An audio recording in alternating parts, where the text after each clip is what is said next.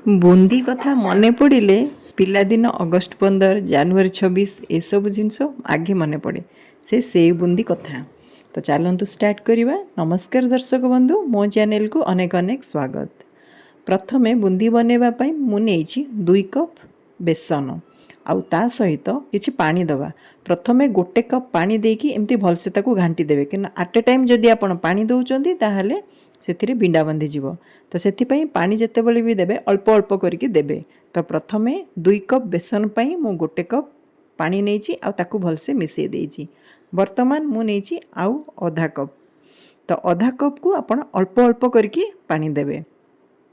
ଯେତେବେଳେ ବି ଯେଉଁ ବି ଏମିତି ଜିନିଷ ଆପଣ ବନାଉଛନ୍ତି ପାଣି ସଦାବେଳେ ଅଳ୍ପ ଅଳ୍ପ କରିକି ଦେବେ। ବେଳେବେଳେ କମ୍ ଅଧିକା ବି ଲାଗିପାରେ, ବେସନ ଉପରେ ତା'ର ଡିପେଣ୍ଡ କରେ। ବେସନ କିଛି କିଛି ଅଛି ସେଥିରେ ବି ଅଧିକ ପାଣି ଟାଣେ। ବର୍ତ୍ତମାନ ମୁଁ ଏଥିରେ ଟିକେ ଖାଇବା ସୋଡ଼ା ନେଇଛି, ସେଇଟାକି 1 ପିଞ୍ଚ ଭଳିଆ ହେବ। ଅଳ୍ପ ଟିକେ ପକାଇବେ, ବେଶୀ ଜମା ପକାଇବେନି। ତ ଅଳ୍ପ ଟିକେ ପକାଇକି ତାକୁ ଏମିତି ଭଲସେ ଆପଣ ଘାଣ୍ଟି ଦେବେ। ତ ବର୍ତ୍ତମାନ ଆମେ ଏବେ ଚିନି ଶିରା ପ୍ରସ୍ତୁତ କରିବା। ତ ଚିନି ଶିରା ପାଇଁ ଯେଉଁ କପ୍ରେ ଆମେ ବେସନ ନେଇଥିଲେ ସେଇ କପ୍ରେ ମୁଁ ମାପିକି ନେଇଛି 1.5 କପ୍ ପାଣି। ତ ପାଣି ସହିତ ଏବେ ନେବା ଚିନି। ଚିନି ପ୍ରଥମେ ସେଇ କପ୍ରେ ମୁଁ ନେଇଛି 1 କପ୍ ଆଉ ତାପରେ ଆଉ 1 କପ୍, ମାନେ 2 କପ୍ ଚିନି ପାଇଁ ମୁଁ ନେଇଛି ପାଣି 1.5 କପ୍। ତାକୁ ଟିକେ ଭଲସେ ଗୋଳେଇ ଦେବେ। ବାସ୍ନା ପାଇଁ ମୁଁ ନେଇଛି 3ଟା ଭଳିଆ ଗୁଜୁରାତି, ତାକୁ ଟିକେ ହେମଦସ୍ତାରେ ଛେଚିକି ତାକୁ ପକାଇଦେବେ। ବର୍ତ୍ତମାନ ଚିନି ଶିରାକୁ ଆପଣ ହାତରେ ଦେଖିବେ ଏମିତି, ମାନେ ଗୋଟେ ତାର ନୁହଁ, ଟିକେ ଚିପଚିପକା ଭଳିଆ ଆସୁଥିବ। ତାର ଆପଣଙ୍କର ଆସିବା ଦରକାର ନାହିଁ, ହାଲକା ଟିକେ ହାତକୁ ଯେମିତି ଚିପଚିପା ଲାଗୁଥିବ ସେଇ ଟାଇପ୍ର ଶିରାଟା ଟିକେ ବନେଇଦେବେ। ବର୍ତ୍ତମାନ ଆମେ ପ୍ୟାନ୍ ଗରମ କରିକି ସେଥିରେ ତେଲ ପକାଇବା। ଜାଲି ଚଟୁରେ ଏମିତି ଆପଣ ଡଙ୍କିରେ ଉପରେ ପକାଇ ପକାଇ, ଜାଲି ଚଟୁକୁ ଜମା ବି ହଲେଇବେନି। ତାକୁ ସେମିତି ଆପଣ ଟିକେ ଉପରକୁ ରଖିକି କରିବେ। ଯେତେ ଉପରକୁ କରିବ, ମାନେ ଯେତେବେଳେ ଜାଲି ଚଟୁକୁ ଆପଣ ଉପରେ ରଖିବେ ସେତେ ତଳକୁ ସେଇଟା ଗୋଲ ଗୋଲ ସେପ୍ ହେଇକି ଆସିବ। ଯେତେ ପାଖକୁ ପାଖକୁ ନେବେ ସେତେ ବୁନ୍ଦିଟା ଆପଣଙ୍କର ଚିପଟା ଚିପଟା ହେବ। ତ ଦେଖନ୍ତୁ ଏଇଭଳିଆ ଆପଣଙ୍କର ଗୋଲ ଗୋଲ ବୁନ୍ଦି ବନିକି ରେଡ଼ି ହେଇଯିବ।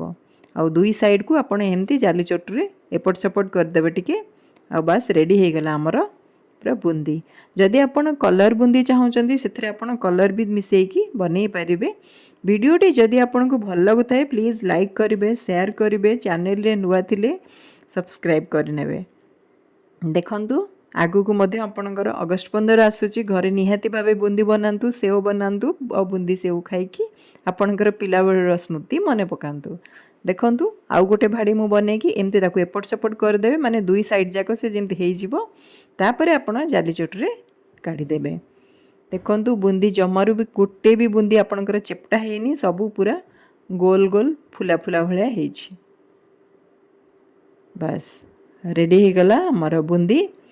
ଏବେ ବୁନ୍ଦି ବନି ସାରିଲା ପରେ ତାକୁ ଶିରାରେ ଯେତେବେଳେ ପକାଇବେ, ଶିରା ହାଲକା ଗରମ ଥିବ ପକାଇବେ, ନାହିଁ ଯଦି ଥଣ୍ଡା ହେଇଯାଇଥିବ ତାକୁ ଟିକେ ଗରମ କରିକି ପକାଇବେ। ଦେଖନ୍ତୁ ମୋ ବୁନ୍ଦି ଗୁଡ଼ା ପୁରା ପରଫେକ୍ଟ ବୁନ୍ଦି ବନିଛି। ଆ ପରେ ମୋର ଟିକେ ନାକୁ ବଳିଥିଲା, ସେଥିରେ ଟିକେ ମୁଁ ହାଲକା ଗ୍ରୀନ୍ କଲର୍ର ଫୁଡ଼୍ କଲର୍ ପକାଇ ଦେଇଛି। ଯଦି ଆପଣ ଅରେଞ୍ଜ କଲର୍ ବନେଇକି ତାକୁ ବି କରିପାରିବେ। ଜଷ୍ଟ 1.5 ଚାମଚ ଭଳିଆ ହେବ, 1.5 ଡଙ୍କି ଭଳିଆ ହେବ, ସେତିକି ଖାଲି ପକାଇଛି ହାଲକା କଲର୍ ପାଇଁ।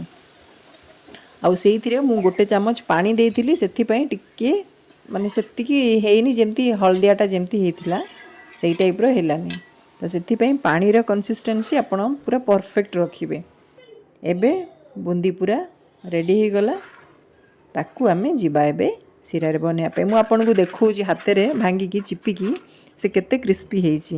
ଯଦି ଆପଣ ଖାଲିରେ ବି ଚାହୁଁଛନ୍ତି ଏମିତି ରଖିକି ବି ଆପଣ ଖାଇପାରିବେ, ଦହି ବୁନ୍ଦି ବନେଇକି ବି ଖାଇପାରିବେ। ଆଉ ନାହିଁ ଯଦି ମିଠା ବନେଇବା ପାଇଁ ତାହେଲେ ଶିରାରେ ବନେଇକି ଖାଇପାରିବେ। ଯେମିତି ଆପଣଙ୍କର ଇଚ୍ଛା ଆପଣ ସେମିତି ରଖିପାରିବେ। ଏବେ ଆମର ଶିରା ଟିକେ ହାଲକା ମୋର ଗରମ ହେଇଛି ଅଛି। ଏହି ସମୟରେ ବୁନ୍ଦିକି ପକାଇ ଦେବେ ଆଉ ତାକୁ ଭଲସେ ଘାଣ୍ଟି ଦେବେ। ଆଉ ଯେତେବେଳେ ଆପଣ ପକାଇବେ ନା, ତାକୁ ସାଙ୍ଗେ ସାଙ୍ଗେ ବାହାର କରିବେନି। ବୁନ୍ଦି ପୁରା ଯେତେବେଳେ ଗରମ ତ ଥିବ ନିହାତି ଭାବେ ଶିରା, ଏମିତି ପକାଇକି ତାକୁ ଘାଣ୍ଟିକି କଭର୍ ଦେଇକି ତାକୁ ରଖିଦେବେ ମିନିମମ୍ 2ରୁ 3 ଘଣ୍ଟା ଭଳିଆ। ମଝିରେ ମଝିରେ ଯଦି ହେବ ଆପଣ ଚଲେଇବେ, ନ ଚଲେଇଲେ ବି ଚଳିବ, କିଛି ଅସୁବିଧା ନାହିଁ। ଆଉ ଟିକେ ଯଦି ମଗଜ ଦାନା ଅଛି ଆପଣଙ୍କ ପାଖରେ ତାକୁ ଟିକେ ପକାଇ ଦେବେ, ସେଇଟା ଅପସନାଲ୍। ଯଦି ଅଛି ପକାଇବେ, ନହେଲେ ନାହିଁ ସ୍କିପ୍ କରିପାରିବେ। ସହିତ ବି ଯଦି ଆପଣ କେଶର ବି ପକାଇବା ପାଇଁ ଚାହୁଁଛନ୍ତି ତାହେଲେ ବି ପକାଇ ଦେବେ। सीरा किंतु जेतेବେଳେ गरम थिबो सेतेବେଳେ पकेबे।